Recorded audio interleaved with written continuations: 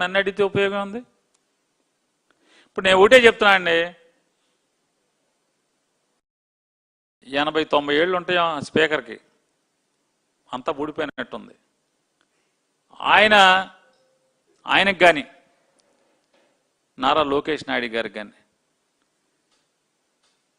మేము 151 నుంచి 11కి వచ్చిందే మీకు కనపడుతుందా? అదే గుర్తుంటుందా? 108 నుంచి మా దగ్గర 23 కొనుక్కుని 108 మా దగ్గర 23 కొనుక్కున్నారు. ఎంత అయింది? 131. 131 నుంచి 23కి పడ్డారు, తెలీదా అది? 131 నుంచి 23కి పడ్డారు కదా, అది గుర్తులేదా? అది యాది లేదా? 151 నుంచి 11 యాది ఉందా? అరే నువ్వు 23 నుంచి 164కి వచ్చినప్పుడు మేము 11 నుంచి 170కి రాలేమా ఏంటి?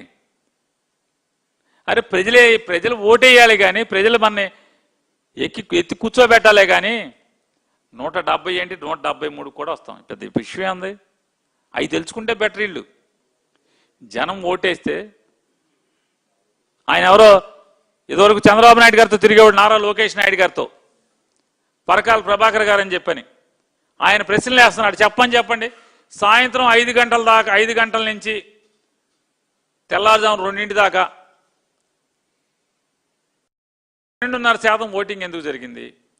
రాత్రి 12 కాడి నుంచి తెల్లారుజాము 2:30 దాకా 3500 బూతుల్లో ఓటింగ్ జరిగింది.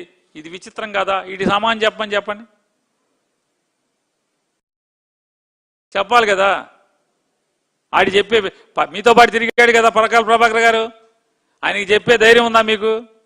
పవన్ కళ్యాణ్ గారితో తిరిగాడు, చంద్రబాబు నాయుడు గారితో తిరిగాడు, ఇద్దరితో తిరిగాడు పరకాల ప్రభాకర్ గారు. ఆయన అడుగుతున్నాడు కదా, చెప్పండి. తర్వాత మా 11 సంగతి చెప్తాం, 11 నుంచి 170కి ఎట్టా వస్తామని చెప్తాం.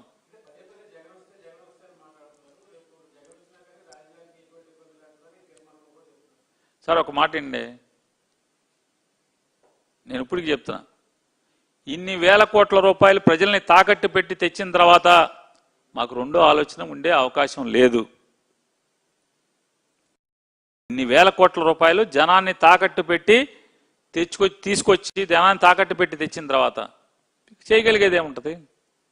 మేము జనాన్ని ముంచే నాయకులం కాదు, ముంచే మనుషులం కాదు.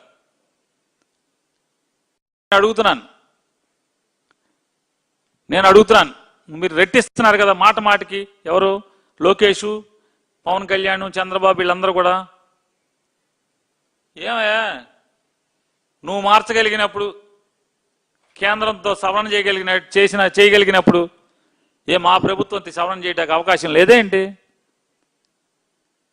మామూలుగా అడుగుతున్నా. మేము చేసే ఆలోచన లేదులే, ఎందుకంటే మాకు ఇన్ని అప్పులు తెచ్చాక మేము ఇంకా మాకు ఆలోచన ఏముంటుంది? చాలా గొప్పగా రాశారు.